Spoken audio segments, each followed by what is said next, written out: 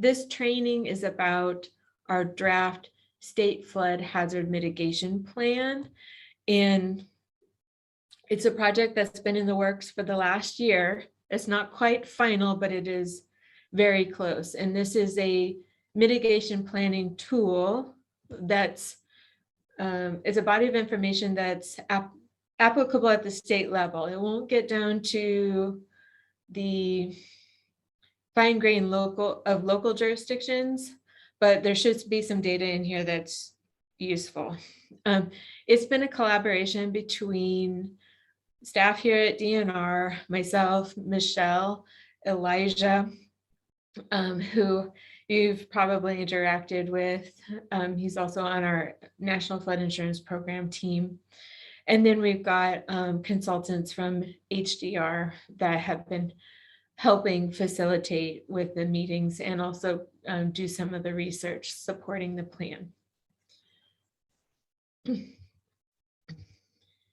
And I am the flood mitigation planner with the floodplain management section. So I'm often available to answer your NFIP questions, but I also get involved in local hazard mitigation plan review and accessing mitigation funding. We administer the flood mitigation assistance grant through our department. Other mitigation assistance grants are administered through Nebraska Emergency Management Agency. And then we also try to point our communities in directions of still other grants and financial resources that might be available to you. So that's a little bit about what I do. It generally aligns with our natural resource district boundaries, but every 5 years, these natural resource districts or emergency management districts need to update the local hazard mitigation plan. Now, these plans cover a wide range of hazards that are applicable to that jurisdiction and the communities within it. It's largely framed by the state hazard mitigation plan. And that state hazard mitigation plan is a product of Nebraska Emergency Management Agency. What we're talking about today is a sort of subsection of that state hazard mitigation plan that is dealing only with flood risk. And it's riverine flood risk. It's also flood risk caused by, or the potential of flood risk caused by dam failure, and it's a potential of flood risk caused by levee failure. So it's a document that it's only looking at that narrow scope of hazard, and it's got updated data regarding those hazards, and that links to that overarching statewide plan that NEMA has produced, and then that can support and frame those local plans. So that's an overview of what we're talking about today. This document is not going to have, it doesn't have regulatory direction to local communities. You don't, it's not a document that's going to be requiring you to adopt additional measures in your floodplain management program within your communities. It's just a helpful analysis and a compendium of a variety of resources that you can utilize. Okay, so the planning process of this, and I should back up here. We've done a series of public meetings over the last year. We've had them on a pretty much bi-monthly basis, every 2 months. And we've, through those public meetings, gone over draft sections of the plan, reviewed it piece by piece, gathered data piece by piece. And we've just released the full assemblage of those components. Part of the project was driven by a state statute that was adopted in the fall of 2020 that provided direction for us to specifically create a state flood hazard mitigation plan as supplement to the state's all hazard mitigation plan. And in that plan and through the public meetings that we've recently done to discuss this plan, we covered a broad range of topics. Those are the flood insurance claims. We've done analysis on flood insurance across the state. We've also developed a sort of master list of funding for recovery and mitigation. We've done a new set of mitigation actions, and then we've also done some new flood risk analysis. We've just finished a couple of weeks ago a series of public meetings where we made DNR staff available and NEMA staff available to the public to talk about all these things in person with us. Those meetings were in Lincoln, Kearney, Scottsbluff, Norfolk, and Fremont. Hopefully some of you were able to attend those. It's always a great opportunity to learn about the many resources that the departments have available to the public, to your jurisdictions at all times. So again, that draft plan was made available recently. We just concluded our comment collection period yesterday, and now those comments are going in to create the final draft that's going to be submitted to the governor and then the legislature in the next month. So now with that overview, and let me know if there are any, feel free to chat or just unmute yourself if you got any questions. I'm gonna go over the document itself so you can get a sense of what components are there that might be useful to you. It's organized similar to your local hazard mitigation plans. It follows the required content that is federally mandated for all local hazard mitigation plans. It has some additional information, though, that was requested by the state legislature. This is an overview of the document. I'll go into more details on each of these subsections. There's the introduction is where we describe the federal and state statutes that have directed and framed the action, and also describe the legal authority for us to construct the document. It talks about DNR's, I guess, legal basis for being the state agency that guides communities in their floodplain management programs. We also have a section where we discuss specifically how the plan meets or satisfies the criteria that were set forth by the legislative bill that was passed in the fall of 2020 that sort of initiated this whole project. So this is a sort of truncated table that describes the alignment of the plan with the state statutes that the legislative body's specific request for content to be in the plan. We also talk about the overall planning process and who has been involved in the planning process. We've got a master list of federal agencies, state agencies, local agencies, and just local stakeholders that have been a part of the process. They're captured in that document. And then it's also, we discuss how this document links to other hazard mitigation and planning documents in general.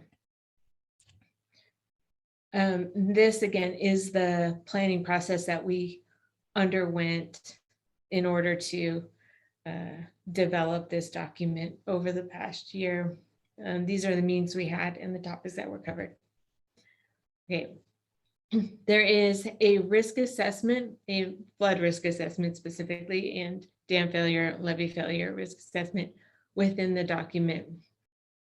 This is the first big chapter of the document. It talks about the flood hazard that are present.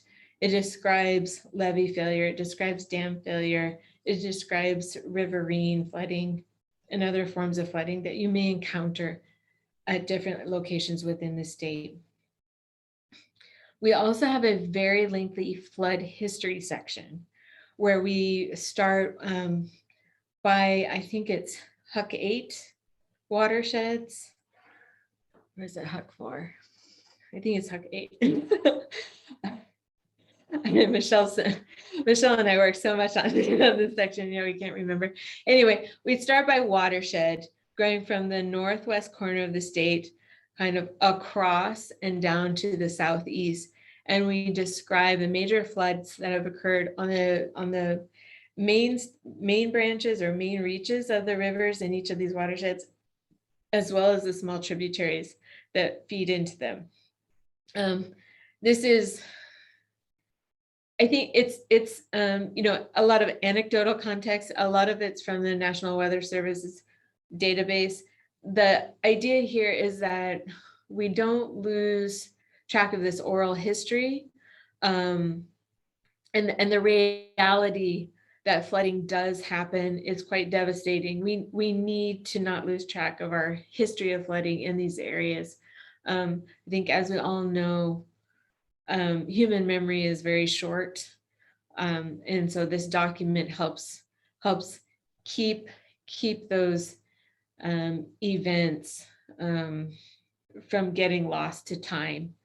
So please take the time to look through the flood history and read about the various significant events that have happened in your area of the state. And then after the flood history, we go into the risk assessment, where we've got two types of risk assessment. We've got one that's using more generalized FEMA assembled data. And then we also have developed our own GIS-based flood risk assessment from data that we sourced from sister agencies and other cooperating bodies within our state to get something more fine grained for each of your jurisdictions to use. All the data is at the county level. We don't have things broken down more specifically than that, although it's possible we might be able to help you get more jurisdictionally specific data than the county level as a specific requests from your jurisdiction. And then we also do a flood insurance claims analysis, where we've broken down claims since the early 70s, or actually late 60s. And then we also have some analysis of flood insurance claims that were made as a result of the 2019 flooding. So now in going more into detail on those two types of risk assessment, we use in our first section the National Risk Index, which is a product that FEMA has recently made available. It provides data, and I'm going to show you how to get there with the browser at the end of this presentation. But it's got a compendium of different natural hazards and risk information available regarding those hazards. Not every hazard is represented. We've extracted the flood hazard data for Nebraska's counties, and in our plan, we've represented it so that it is demonstrated how your flood risk compares to other Nebraska jurisdictions. On the National Risk Index website, you're going to see how Nebraska counties compare to every other county in the nation. Where we've changed the data, or modified how it's presented so that it's Nebraska specific. It's how counties in the state are comparing to other counties in the state with regards to risk.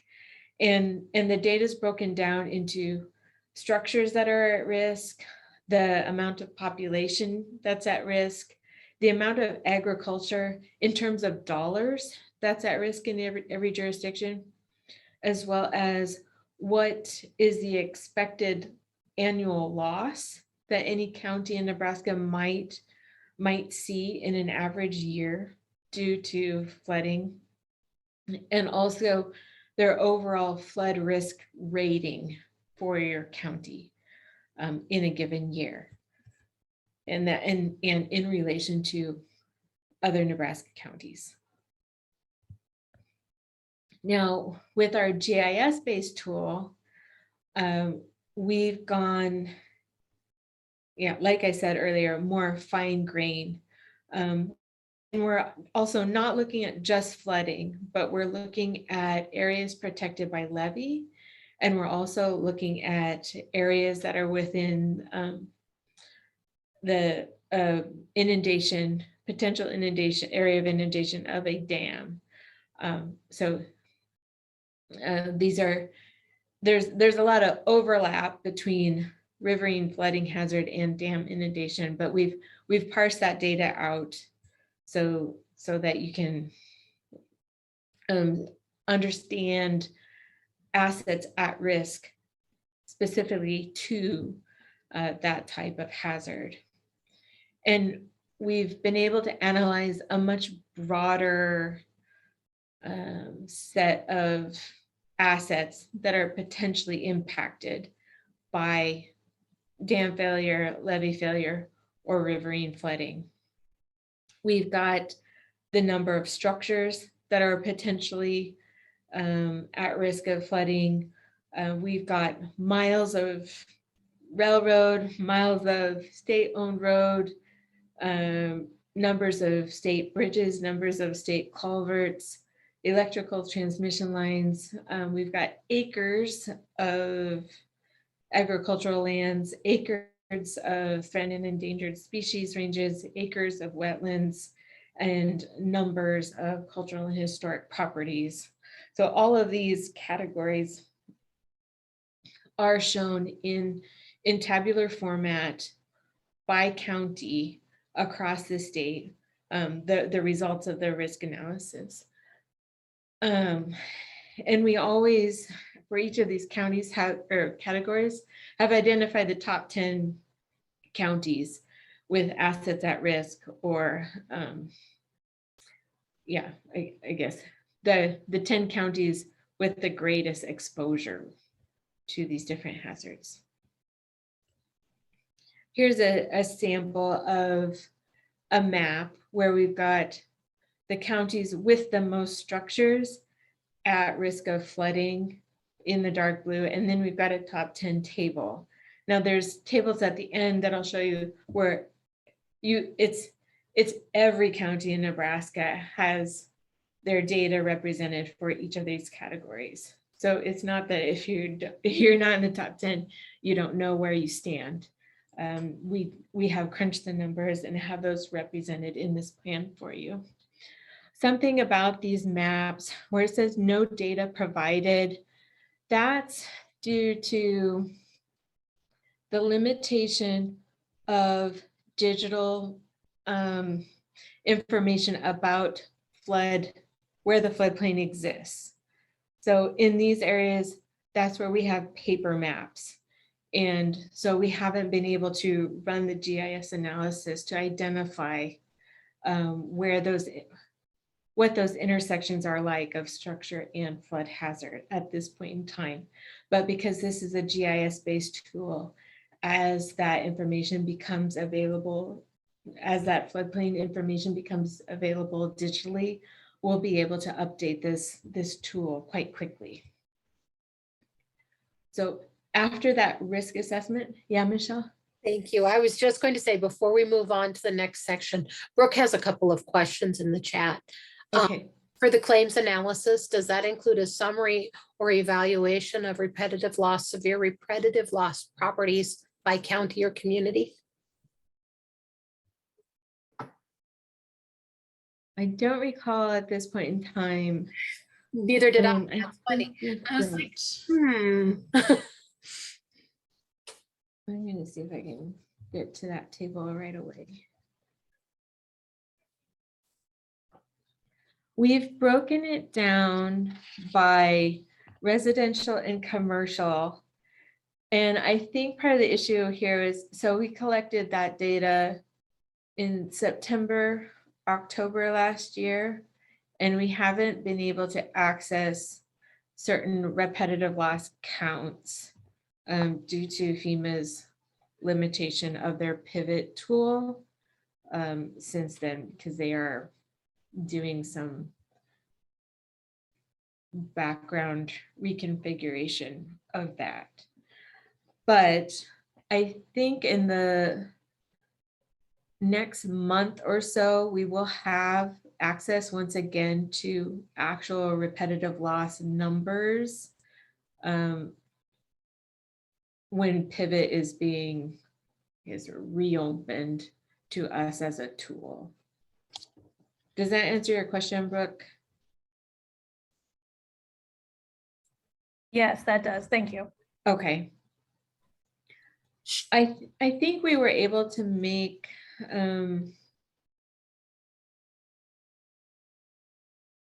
I think in the fall last year we were able to extract like one repetitive loss and severe repetitive loss count table that we could provide by county jurisdiction to you, and I still have a copy of that.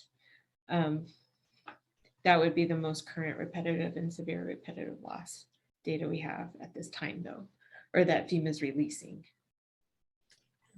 Brooke also asked for the dam inundation areas. Is that only for high or significant hazard dams or all levels?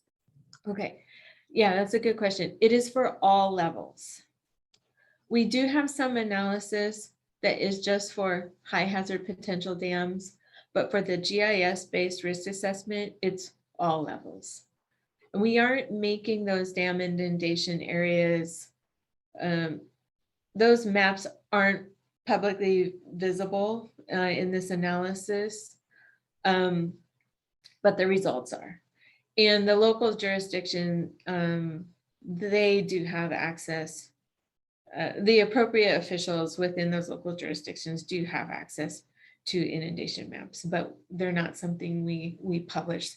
So we've just published the results of. Any other questions at this point in time? Okay, and I see, Michelle, you put the link to the draft plan up. Thank you for that. So you can't, even though the comment period has closed, this draft is still available, and you're free to peruse it, see what you can find. So the final version should be released soon, and it will be, for all intents and purposes, the same, just with any errors corrected and possibly additional comment made. But the document is not going to undergo any further drastic changes. Okay. Moving on to mitigation strategy. And thank you, keep those questions coming, folks. So mitigation strategy, we have the state's mission, and then our goals and our objectives for flood mitigation framed. And then underneath that, we've got a new family of mitigation actions that we've drafted. The goals and objectives are, of course, flood specific. They align with that the state's all hazard plan. No significant changes from previous, although I think we did want to make a point of acknowledging and prioritizing collaboration, interagency collaboration, as that was not specifically stated as a goal in the previous version of this plan. We do also have information about how to prioritize a mitigation project, how one would be scored under review by our department. And then we offer information about how to monitor and document progress on these mitigation actions. We have a repetitive loss strategy. By having this repetitive loss strategy in this plan, your local jurisdiction at the state level, local jurisdictions are now eligible for a greater amount of federal cost share. That means locally less responsibility in the flood mitigation assistance grants. So in those buyouts or property acquisition projects. And that's again explained in the repetitive loss strategy. If you need a repetitive loss strategy locally, feel free to just borrow this strategy as the basis for your own. You don't need to rewrite something. And then we've got a summary of previous and ongoing mitigation activities. These are things that are happening at the state level. They're not local actions, but state projects that our department is doing with other departments and in collaboration with other groups, such as by virtue of us being part of the Silver Jackets. So understand, again, this is a state plan. So it's talking about the state's activities, mitigation activities. See if this will advance. Okay, so here we've got an overview of the goals. You know, as you're working at the local jurisdictional level, feel free to use this as a foundation when you're developing your own goals and your objectives. This whole plan is here for you to R&D or rip off and duplicate. Really, it's something that's supposed to be a starting point or a framing mechanism for you at the local jurisdiction. So this is again the goal and the supporting objectives. And then the mitigation actions. One big change that we did this year from previous years is we've aligned them with the FEMA mitigation activity categories. They've identified these four here: structure and infrastructure, natural systems protection, education and awareness programs, local plans and regulations, these four buckets. So we've also organized ours so that they tie into those buckets. We also have, okay, moving out of the mitigation chapter, we've got a extensive list of different recovery and mitigation funds that could be available or of service to you in your community. We've got them described by their scope, the amount of funding that might be available, and by scope meaning the types of projects or initiatives that they're intended to support. And then the amount of funding available, who's responsible at the federal level, and what the local administrating body is. So, you know, at DNR, we administer the flood mitigation assistance grant. It's FEMA funded, but it's administered at DNR. So that's also described. And then other funds, got some information about the state's revolving loans, et cetera. So please, you know, if you're looking for, if you got some mitigation ideas or project ideas and you don't know how or where you could get support for them, go to this chapter of the plan and look through that list and see if there's anything that seems like it might fit. And then reach out to those agencies and get that further information, or reach out to us and we can help you.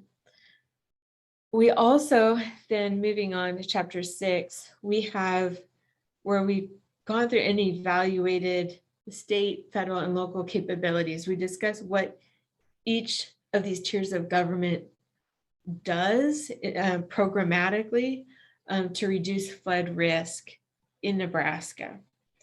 And we also have a section where we summarize the challenges that we've identified at local and state levels, where, in spite of best efforts, we do encounter hangups. This content and this analysis was largely supported or derived from a survey that we did in December of all stakeholders for this plan. Just asking about awareness and needs when it comes to flood mitigation across the state. So the survey went to floodplain administrators, emergency managers, and our state partners in this plan. So we had a pretty comprehensive community supply content for that survey. Okay, and then we also have a section of lessons learned. This is largely derived from outreach that we did after the 2019 flooding, which pointed out where we could enhance our own program and where community needs lie. So review that, see if it jives with you, and if you have any additional suggestions as to how we can provide service, please feel free and submit those to us. We're always trying to improve our program and our service delivery at the department. Yeah, and then some basic housekeeping is in this section for how do we plan to update this plan document. The Appendix A, that's where we just note who all participated in the plan development process. The Appendix B is where we find those all county tables where you're going to see the statistics in each like asset category for your county. I'll show you those in just a little bit here. We do have a table that shows all the data sources that we used for that GIS-based risk assessment and the kind of not effective date, but the date as of which that data is considered current. So, this plan is representative of the data that was available to us during a certain slice in time when we were drafting the document. These numbers change always, but if you want to know why we've got a certain count for number of dams here and your jurisdiction has a different count, it's probably because of when that data was collected.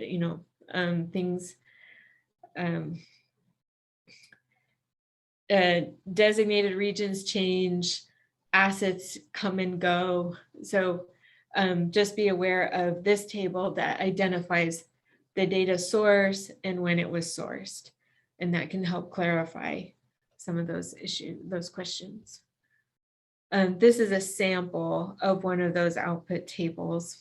In this one, you'll see in the table title, it says critical facilities and other assets at risk of riverine flooding. We've got 3 of these tables. One is for riverine flooding, one is for a dam failure, and one is for levee failure. So be advised of which, and they are long tables, so be advised which we're looking at.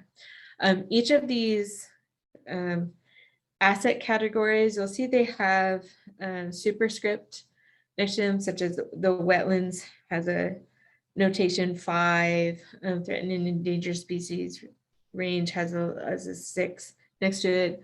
At the end, we've got notes, footnotes that explain what is meant by each of those categories. also in our document, in our plan, we've got something called these mitigation strategy and action sheets. It's a set of about 10 projects that we hope this appendix just can be standalone, a tool for you in when you talk to the public or other public officials about mitigation ideas. Maybe you want to do a local program for rainwater gardens, like City of Lincoln does this. And maybe having this document that has some examples of some simple natural-based interventions for stormwater management or rainwater management. You've got something that facilitates or supports that conversation. It's supposed to be, this is supposed to make these ideas seem less technical and just more accessible. And there's, in several of them, we've got links to other jurisdictions that have implemented these programs. So you'll be able to find additional resources online. You're not starting from scratch. There's others out there who have already done this. Okay, and so our comment period just concluded. And it's still available online, but the comments are closed. So next steps, again, we'll be passing this to the legislature and FEMA at the beginning of June. And that will be the final document. And then it will be appended to the state all hazard mitigation plan. And just in those three categories, flooding, dam failure, levee failure, it will supersede the state's all hazard plan document, but again, just only in those three areas. Okay, and I am going to go online or switch over to the document, but we can, are there any questions at this time, Michelle? Yes, there was one question regarding mitigation. Do the actions by category also align with the CRS flood risk reduction categories for the active CRS communities in the state? We have not linked them. Oh, we haven't linked them to the CRS codes. They're all things that you will find in the CRS manual, though, as mitigation ideas. But we haven't categorized them accordingly. That's a good question.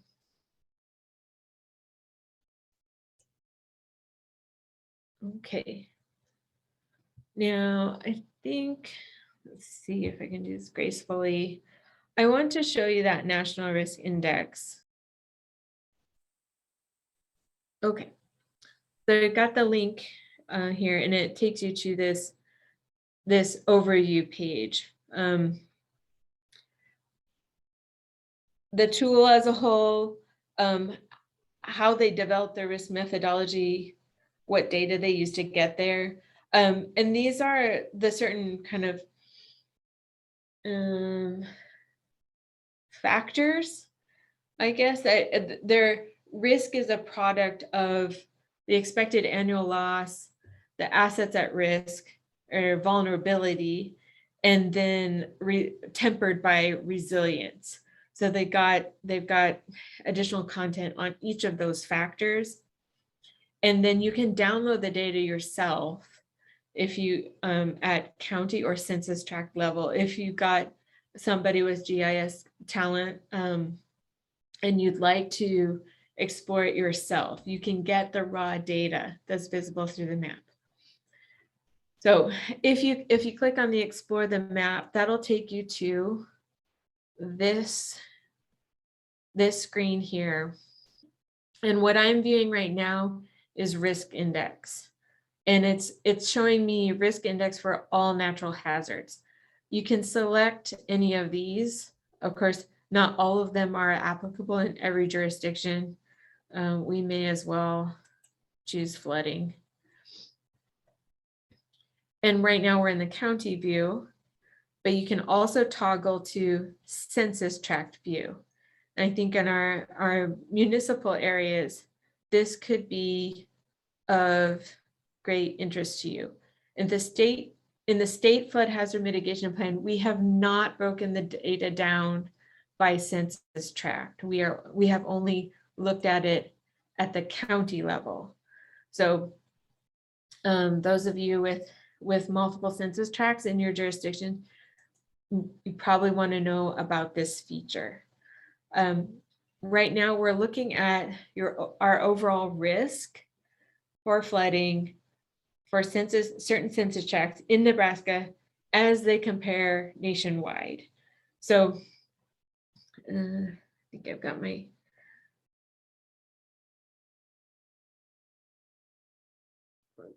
got some things blocked here on my screen. But anyway, the blue is representative of lower risk as compared nationally, and red is higher risk as compared nationally. You can also toggle on these other factors in risk. This risk index is a product of these three factors, is how this tool works. You can look at expected annual loss, and there's subcategories here. Also we can parse it to riverine flooding. There's measures of social vulnerability. There's a whole body of methodology about how social vulnerability is evaluated and ranked. That is beyond me, but the documentation is here on this website. So feel free to explore that further. And similarly with community resilience, they've got their methods mapped out and available in the, I'm forgetting the name of the document, but they've got their supporting manual that explains the appropriate use of this tool and how it was developed. And so one of the nice things you can do here, you can search by, let's say, you can search by a whole county. If you'd like, switch it over to census tract. I'm in community resilience still, but maybe I want to look at expected annual loss. And I want to look at it for riverine flooding. I want to be in census tract view. Okay. One thing that it can let you do is create a report. I can select this census tract, and it's going to show me, I'm going to move this Zoom window out of the way. It's going to show me a variety of the data that's available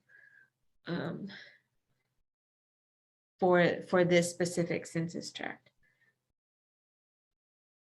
So you can see there's very low expected annual loss for earthquake, but we'll be able to go down to where flooding and ice storms. You can see that we are very high for ice storm in this jurisdiction. So that was something that would be in the composite view of all risk, bumping that up. But flooding is in here too, relatively low, and that area has protection from levees. Adele, do you know if this is based on the CDC's Social Vulnerability Index or a different FEMA-specific methodology? I think it's not the CDC one, it's the other one. Okay. Virginia, what? It's the SOVI, it's the S little O capital VI one, I think. I can't remember what university it is.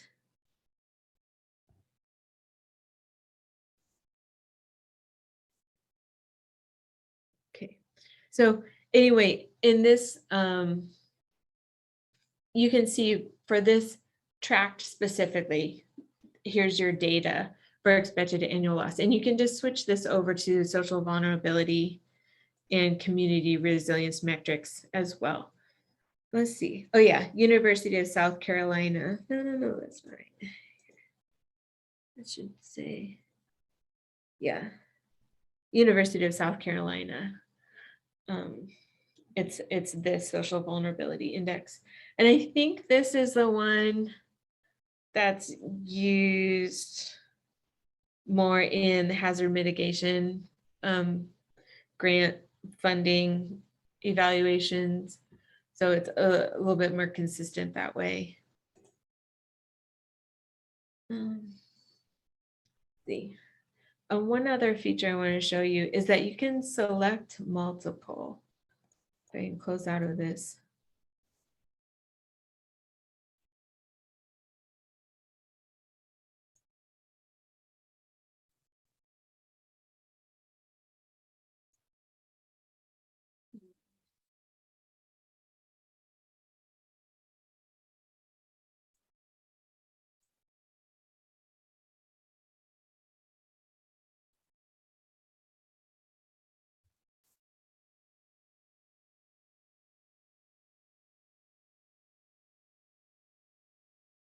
Go here.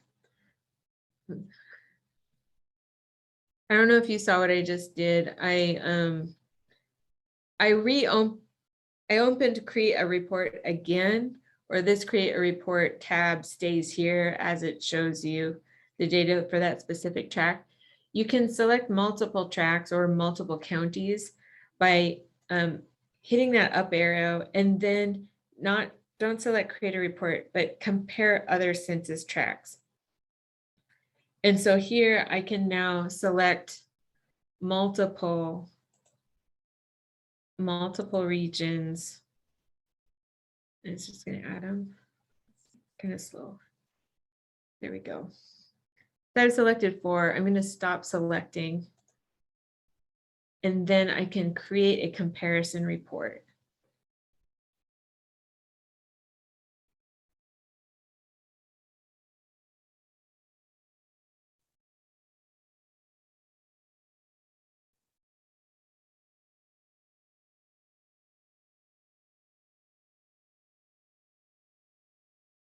And so again, it has that overall risk. This is where it's considering all hazards, but it will break it down for the applicable hazards. A side-by-side comparison of how each of those census tracts ranks, again, nationally against all other tracts in terms of risk. But you're still seeing them in relation to one another with regards to their national ranking side by side here. So you'll still get a comparison of them.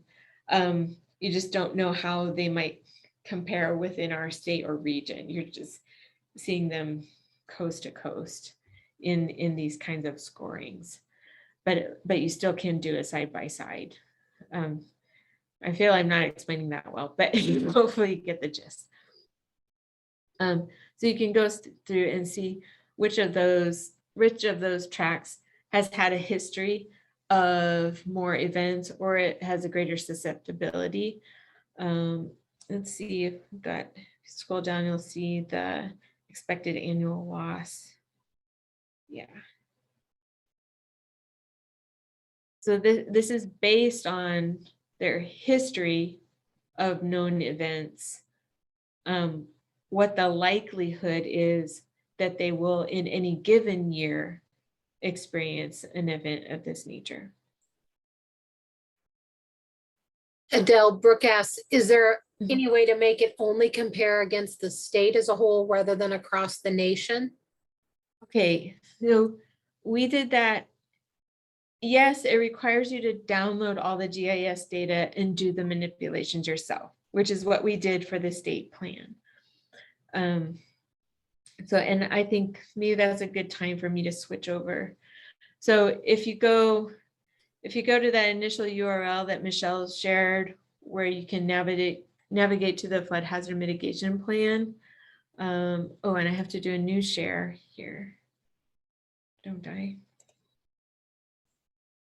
Here, I've just brought up the plan, the full plan document.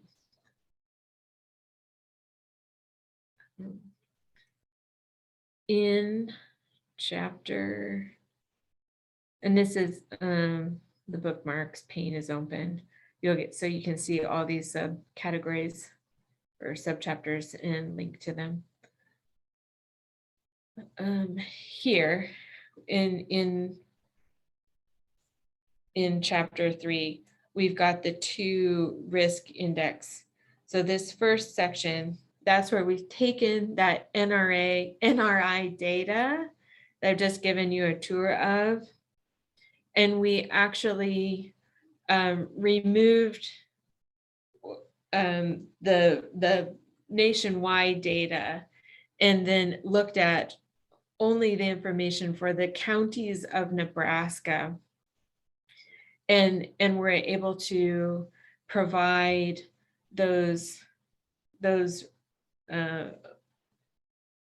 values for you. We've got the value in dollars of structures that are exposed to flood risk by county in Nebraska. And we've got, again, the map, and then we have a top 10 list.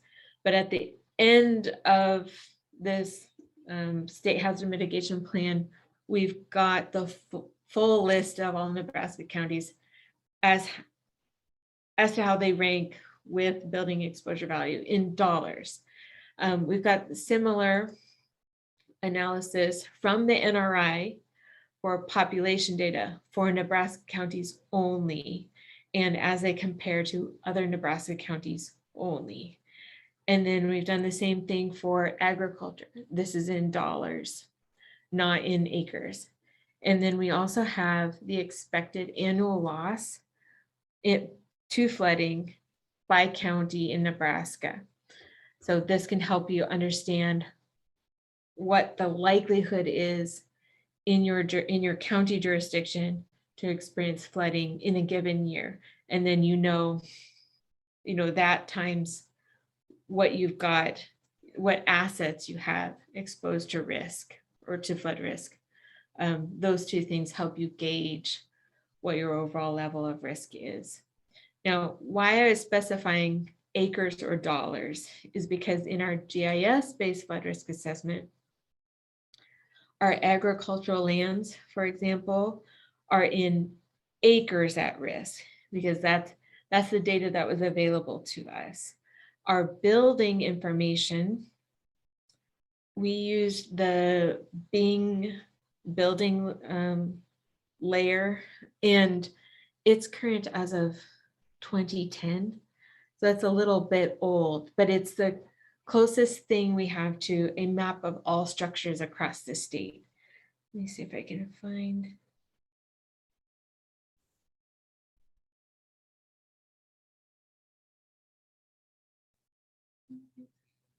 Is it not jumping out at me?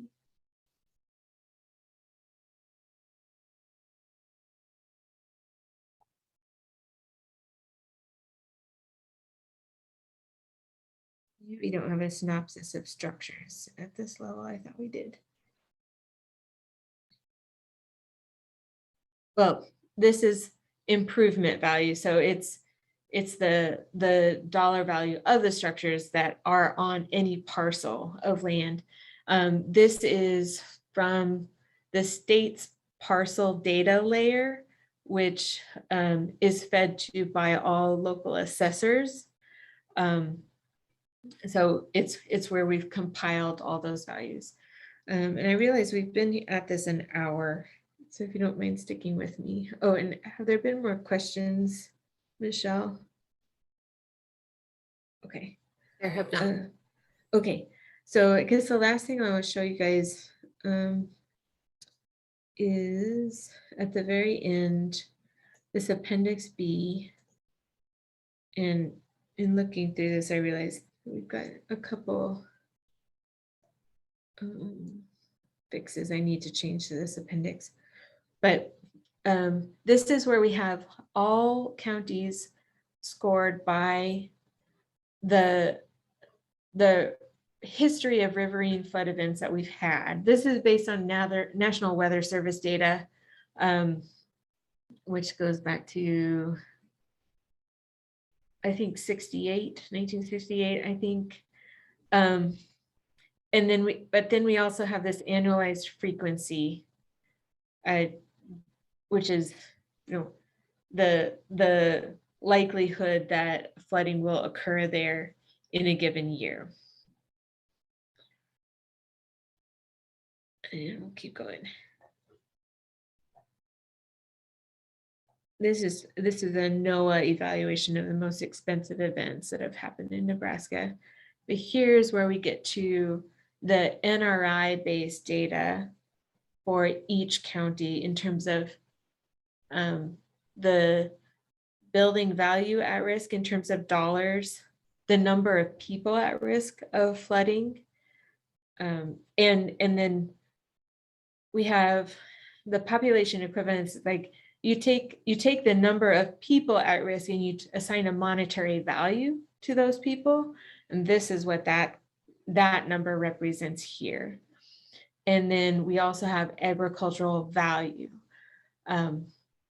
So, and that's not just acres, it's crop and livestock, but it's a monetary value. So this is county by county, what your actual numbers are for each of those values that's feeding into that national risk index that I just showed you. Now, for our GIS-based risk assessment, oh, and we got this flood insurance data policy as well. That might be useful. We've got by county, the number of policies, and everything's broken down residential or commercial. Number of policies in each county, the total coverage, like the dollar value of assets that are protected by flood insurance, broken down by residential and commercial. We've got the number of losses that have been claimed within that county for residential and commercial properties. And we've got the total value of payments that have been made by residential and commercial. Okay. Now we're in the GIS-based flood risk assessment. So here again is the data that fed into the analysis, our sources, and the date current for that information. And then here we have our table with the critical facilities and other assets at risk of riverine flooding. And there's two more tables, again, as I said earlier, one dealing with dam inundation and one dealing with levee failure. But we go county by county. Again, these ones with the 21 next to them, those are the ones without digital flood maps. And then we've got the different categories of assets that are potentially affected by flooding in these jurisdictions.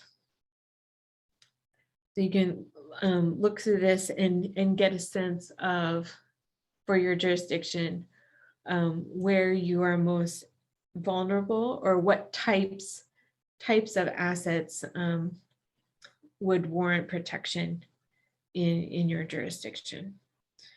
And again, the footnotes for these tables are at the bottom. There's quite a few, but they explain what is meant by each of these categories, how the data was derived. Okay, and here we have the levee protected areas table. And the dam one should be next, dam failure. Okay, with that, I guess if there are not any additional questions, we'll wrap up the training, but please reach out to me with any questions or thoughts as to how this tool could be of use to you. Does anybody have any questions at this time or want to chime in?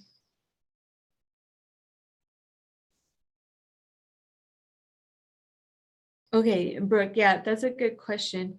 I assume, she states, I assume for the levies, that's only USAC's accredited levies. And that's correct.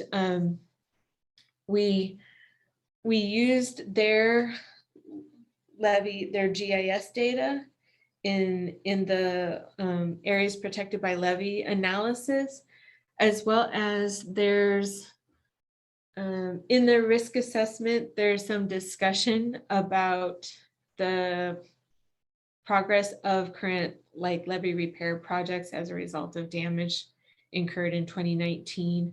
It's all Army Corps of Engineers certified levees. We understand that there are a lot of other levees out there in Nebraska, but that's data that is compiled and available to us. And yeah, and Don, you ask, where can you find a copy of this mitigation plan? And it's at that link that Michelle just posted in the chat in the upper right-hand corner. There's a little thumbnail image. And since maybe I'm so well practiced at sharing my screen right now, I can navigate you to it. We'll just go to the welcome page of Department of Natural Resources. Go to services and floodplain management. And then scroll down to the very bottom. That'll take you to the project page for the floodplain management or the flood mitigation hazard plan, flood hazard mitigation plan. And click on this thumbnail in the upper right corner here. And that will open the PDF. You can download it to your computer directly. And it's some 200 pages long. It's, there's a lot of information in there.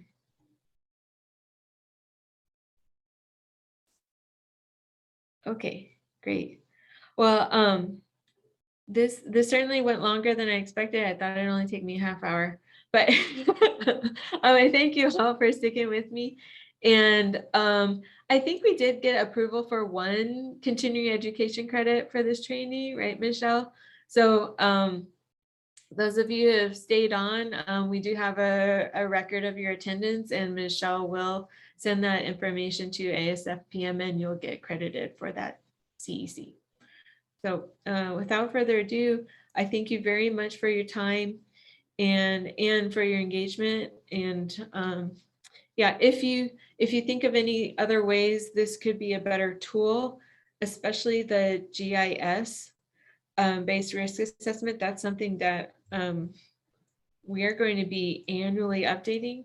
Let me know because we definitely want it to be a powerful resource for our local communities. So again, thank you everyone, and enjoy the rest of your week.